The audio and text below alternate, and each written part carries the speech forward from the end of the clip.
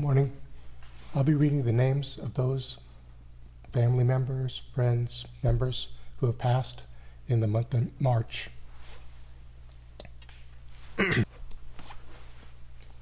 Namamidabsu, Namamidabsu, Namamidabsu.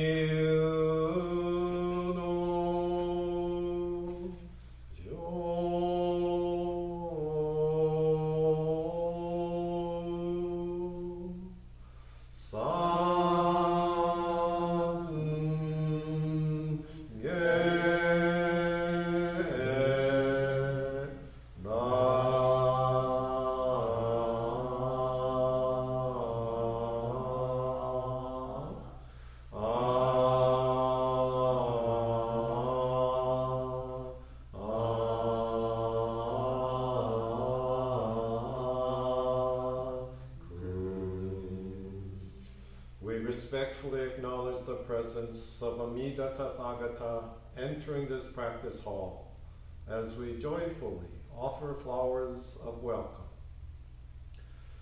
Ujo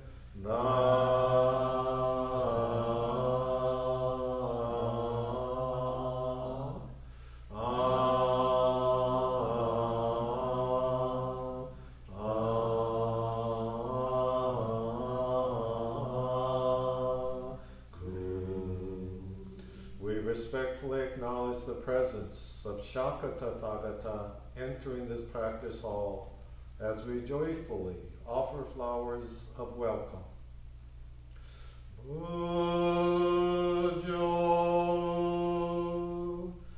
Jippo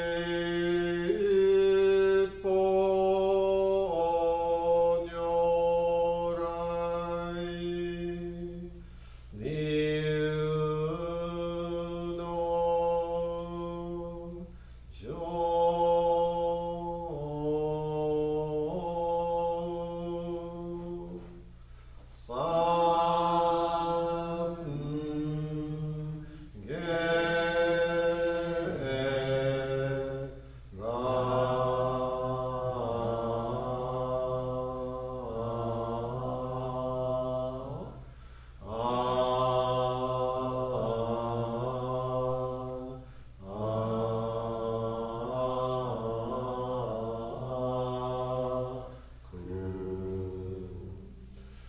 respectfully acknowledge the presence of Tathagatas of the Universal 10 Directions entering this practice hall as we joyfully offer flowers of welcome.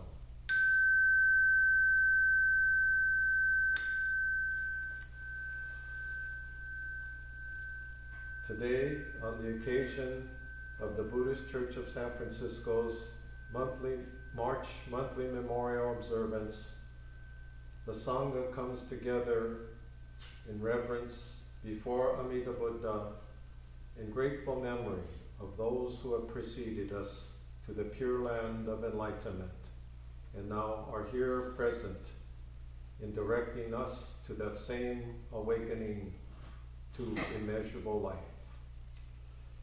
With deepest reverence and gratitude for the all-inclusive wisdom and compassion that is Amida Buddha, we reaffirm the three treasures. Namu Kie Butsu, we take refuge in the Buddha, the timeless life of wisdom and compassion, the source of awakening.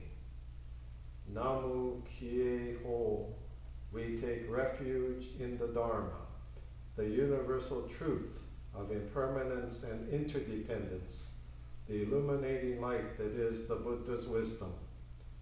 Namu Kie So, we take refuge in the Sangha, the community of people dedicated to living harmoniously in the universal truth, a life manifesting Buddha's compassion. Namo Amida Butsu, Namo Amida Butsu, Namo Amida Butsu, Namo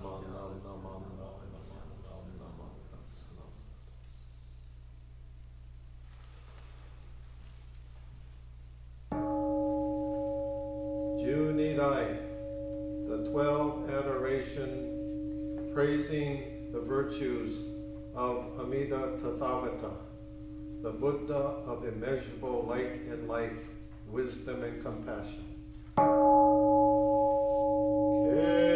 Keishu Tendin Shokugyo Amida Senryo Zokuson Sai Nime Anakon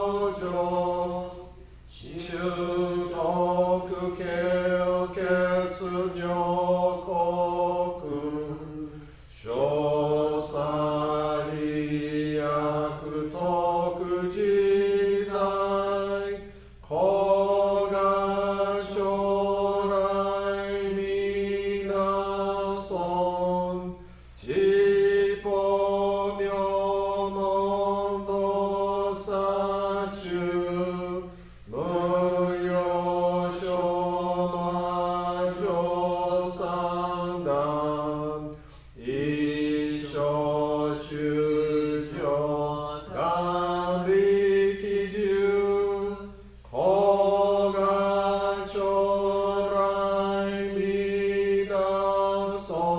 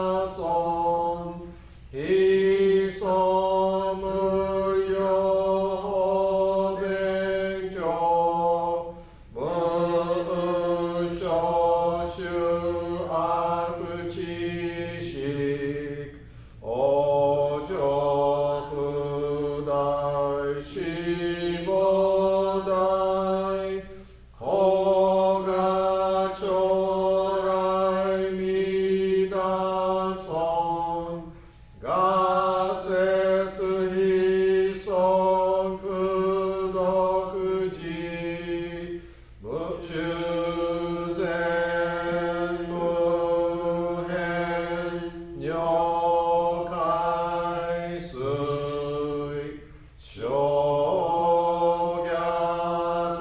Zengon Shojosha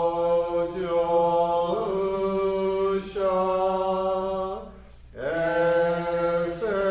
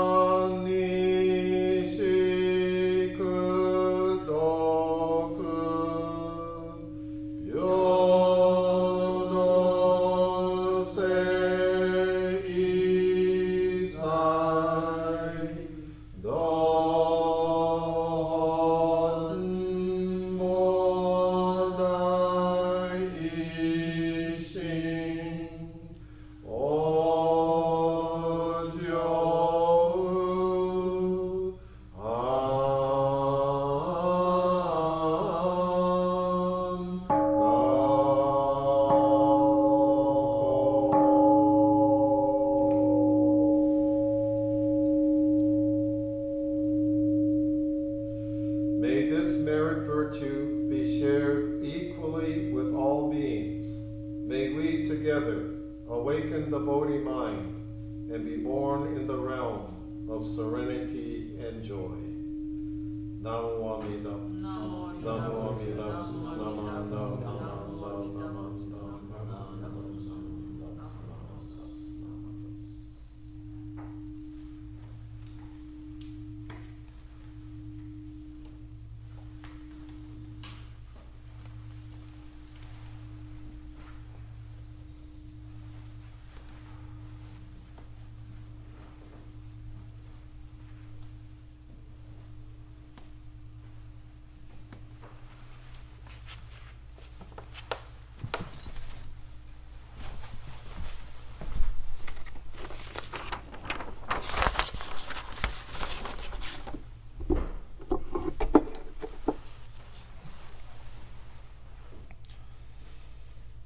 A religious life should not take pride in mere philosophy or dogma alone, but should reach into our daily lives to transform our seemingly independent, isolated existence and make it one in the Buddha's great light and compassion.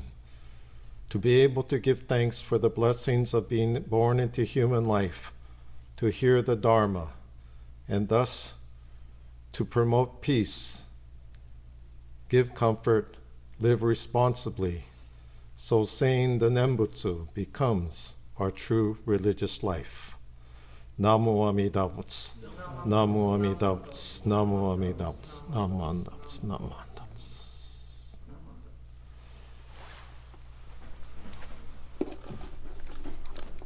Well, thank you for, at the risk of your lives, joining us this morning. Yeah. Actually, there is this saying by the person that we consider the founder of this school of Buddhism, Jodo Shinshu, who went by the name of Shinran, that made that statement when he was addressing some followers who had traveled from the northern part of Japan, northeastern part of Japan, down to Kyoto, where Shinran was living. And they came down apparently to find out some of the basic insights of the teachings that apparently they've gotten confused about, because they're all kind of different interpretations. So, and this was 800 years ago. So anyway, there was no Shinkansen, no conveniences that we take for granted today.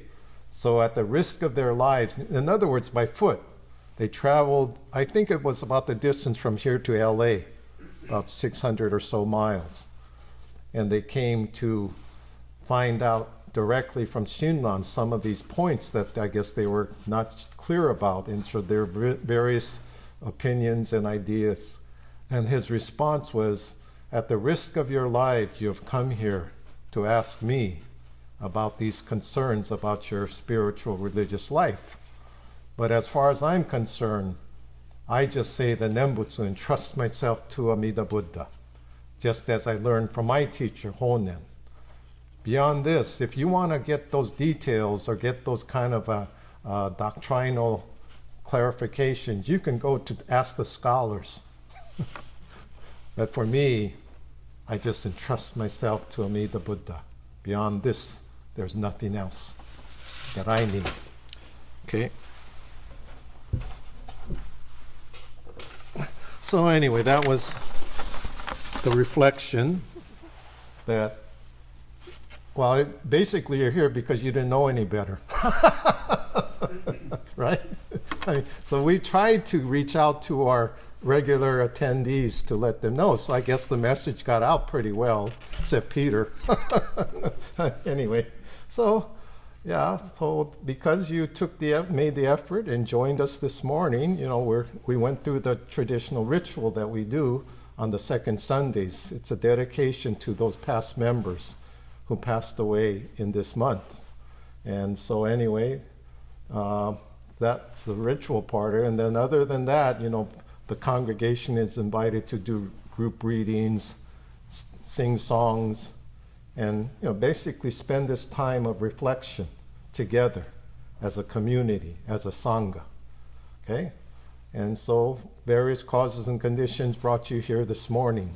So that's, I think, a very special, auspicious, significant thing, that we are here together to just reflect, which is the basic idea of our gatherings, is just to stop and reflect upon our life in the light, we would call it, of the Buddhist teachings, or in other words, we use the term Dharma, as a reference to how we can understand and appreciate our life. And this is a basic spirit of our tradition. It's to appreciate the fact that we were born into human life, not biologically, but we could say spiritually. So, because we see it as an opportunity for the basic goal of Buddhism, okay, which in a word, I think of it as to wake up, to become Buddhas, awakened beings. And that's not just for our own individual advantage or benefit, but it's for the sake of everyone together. Because the basic insight of Buddhism is that we're all in this together. No one's to be excluded. And we receive that awareness, in some ways, teacher's explanation, as being embraced in boundless compassion. This is the heart of our Shin Buddhist tradition. And this is the basis, as I've been taught, of this simple gesture of joining our palms together in front of our hearts to express this spirit of oneness, of life.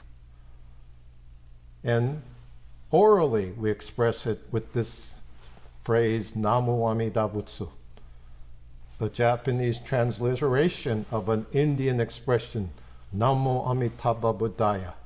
I take refuge in the spirit of boundless light and life, wisdom and compassion, in oneness. So the Namu part is this foolish being, or this finite, fallible entity I think of as myself.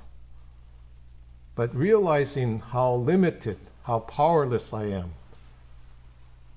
I have this sense of inspiration, encouragement, of entrusting myself in that which is beyond this finite, fallible, mortal being, immeasurable life. And so Namu Amida Butsu is the way we affirm that sense of being embraced in boundless compassion, in gratitude. And so this is the gesture that began in India to convey that realization of our oneness. Together, we share this life in gratitude. And so, ironically, it becomes a very practical way of acknowledging and greeting each other rather than the customary Western thing of shaking hands. So we just gasho to each other. Yeah. So I'm guessing maybe thousands of years ago when this custom began, people might have had a similar situation where you better not touch each other. So just go ahead and greet each other by placing your palms together. Okay.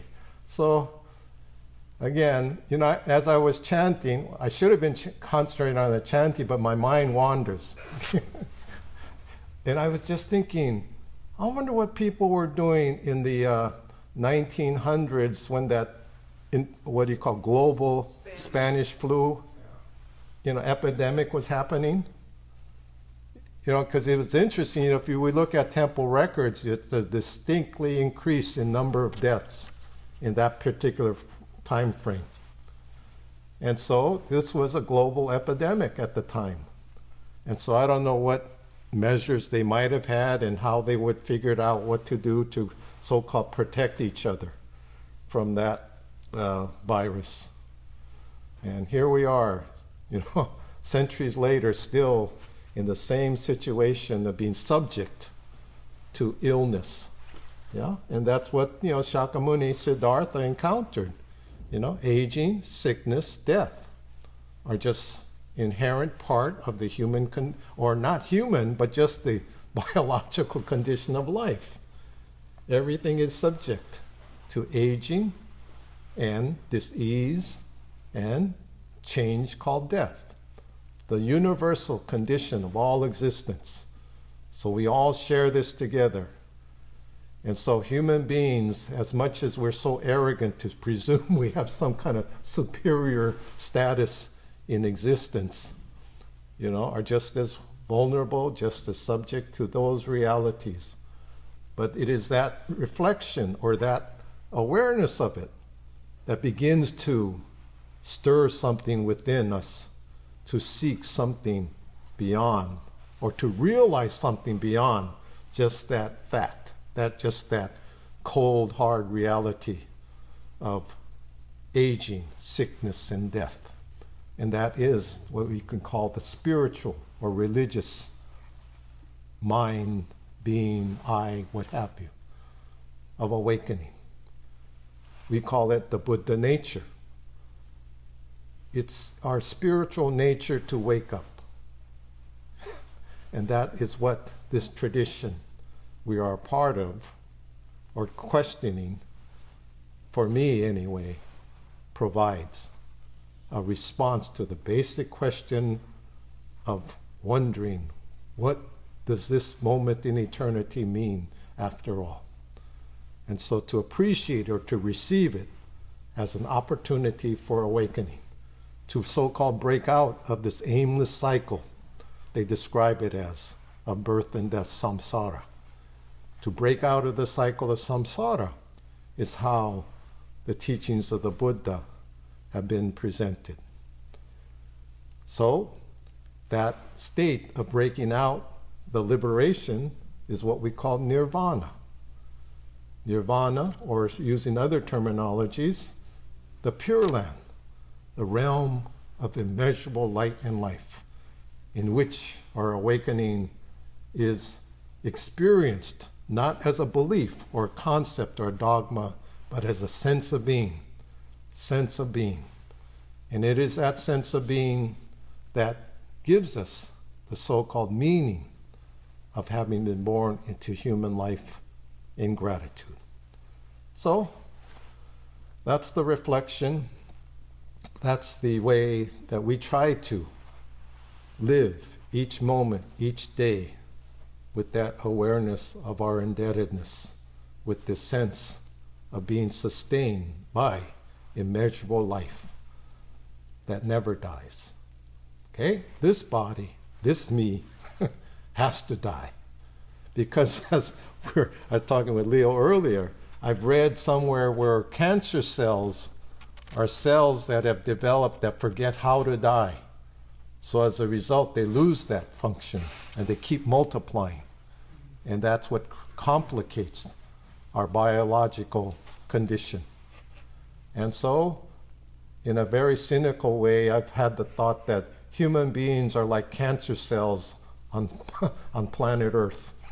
And so the various disasters, the various diseases are actually antibodies trying to clear away all the things that are creating the environmental and the social conflicts that are infecting the planet.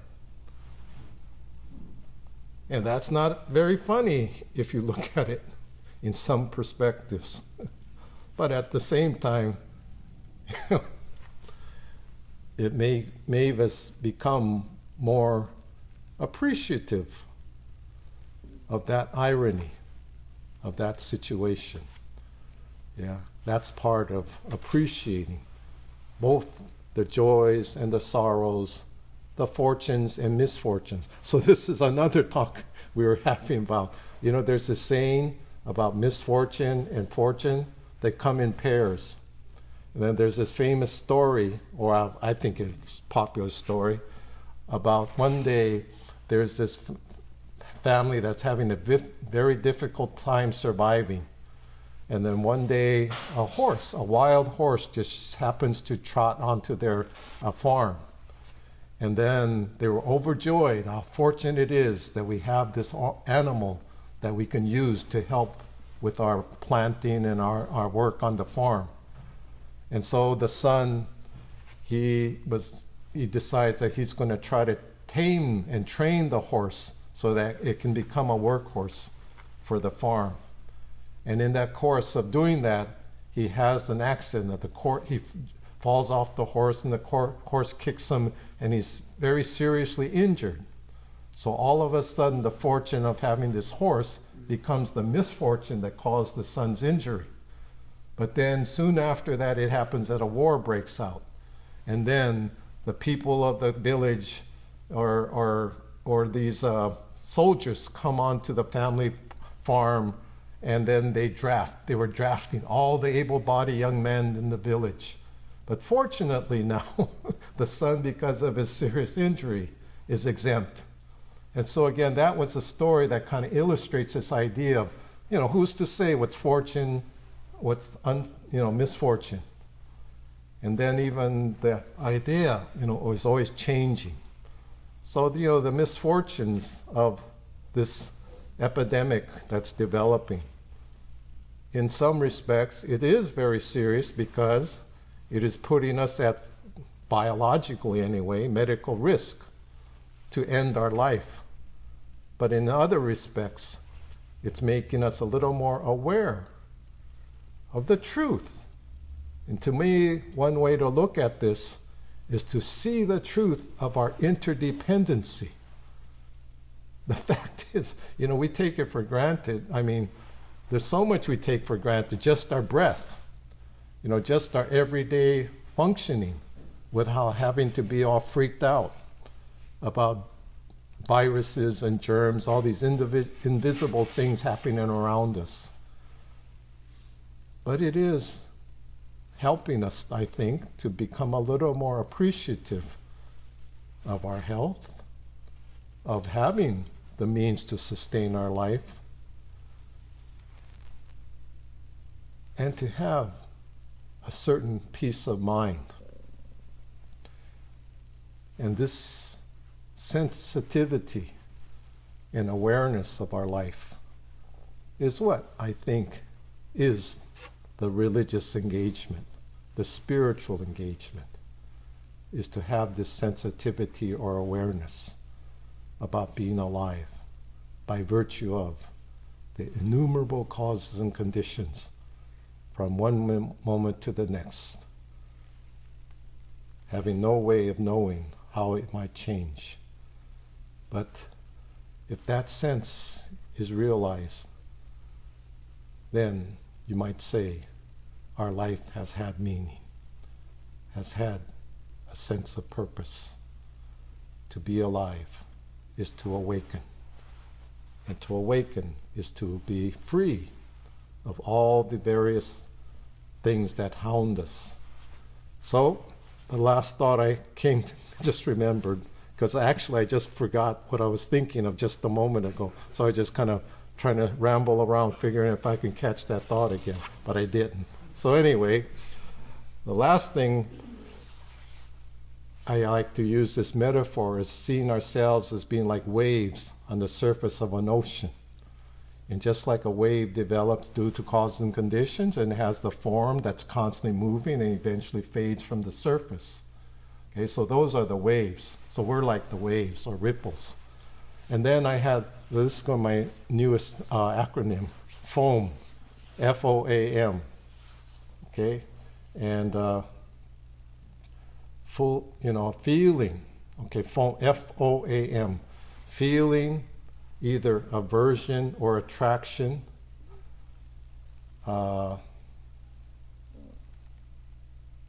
Feelings of, attraction or aversion, mind. Okay, so feeling of, F-O-A, either attraction or aversion, mind. So those are the thought bubbles, the foam that develop in our heads. Feelings of attraction or aversion, okay? And mind, those thoughts that come up on the surface of our consciousness. So that's the stuff that we generate in our heads. And they could either be attractive, things that we're attracted to and want to avoid. And acquire. Okay. See, I just came up with this morning, so I haven't really developed. And I didn't think I was going to give a talk today anyway, so. So, F-O-A-M, feeling of attraction, so then we want to acquire it. Or feeling of aversion, so we want to avoid it. And then mind.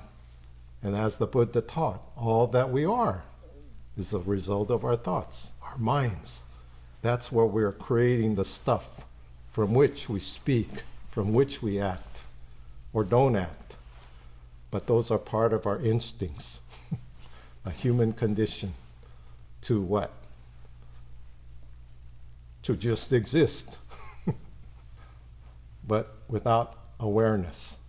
So the Buddha became the teacher, the spirit that awoke and then shared that awareness with others to help the liberation of